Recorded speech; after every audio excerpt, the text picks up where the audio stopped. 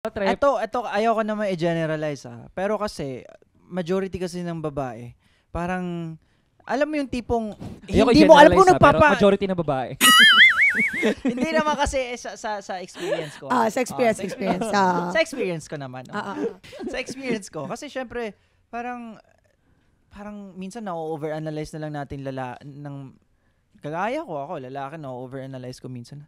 Ano bang pinapakitang signal sa akin nito? Or, gusto trip niya din ba ako? In a sense na same sa nararamdaman ko? Or talagang, or baka sinasabayan niya lang ako kasi, syempre, mabait siya or respeto niya sa akin para hindi ako mabastos or what.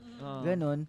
So, alam mo yun, parang okay din yun na tipong may ganong mga babae ba? Na-appreciate ko rin yung mga ganon na upfront din. Tipong hindi na din nagpapaligoy-ligoy. Kasi ewan ko, nowadays kasi, ewan ko, mas lalo nang na-expose yung mga kabataan sa ganyan, sa relationship, lalo na may social media. So, alam mo yun? So, parang para sa akin, siguro it's time na din naman na to adapt na to that kind of and hindi siya shame. Hindi siya shame either if lalaki ka or babae ka. Hindi siya shame. Actually, matapang nga yung pag-amin hindi ba? May i-share ako. Go. Actually, totoo talaga yun kasi meron ako naging before. Ito, sa relationship to. Sa mga nasa situationship dyan. So, ito yun. Hindi mo ikamamatay kung sasabihin mo na sa ka-situationship mo na ayoko na ng ganito. Gusto ko nang lumevel up. Yes. Yeah. Kasi, ganyan yung nangyari sa akin before. Imagine, 1 year. 1 year kaming nasa situationship. Tapos, sabi ko pa sa kanya, on or before this month, pag hindi mo pa ito ginawang official, I'm out! Alis na talaga ako. O, di ba? Biglang naging kayo. On or before talaga that month na binanggit ko, in-official niya. Sip. Taray. Diba? Parang yun sa akin din, ginanyan ko din, hindi ako ginawa. Alam mo. At least you ended it, diba? Kasi naman nagsayang ka ng oras sa kanya na hinihintay mo siya na ganun pala, pero yun lang yung gusto niya sa'yo, diba? Situationship lang pala, he's not ready to commit yet. Diba? Ikaw pare, parang may entry ka rin dun. Nakikita ko yung mukha mo Pero, syempre, ako, ewan ko. Ayoko naman ako. Sabihin mo na lang, Same kami ni Thea Hindi kami nagpo-burst charot. Joke lang.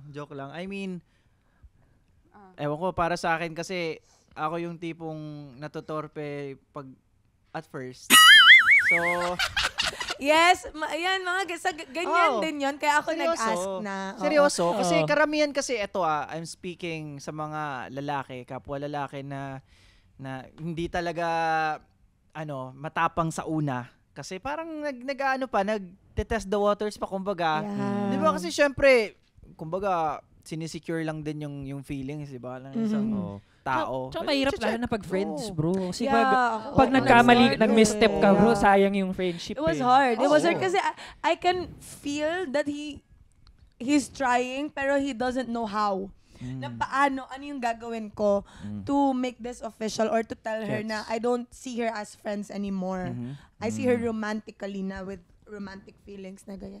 Eto, we'll be talking about naman yung mga post na nag-viral.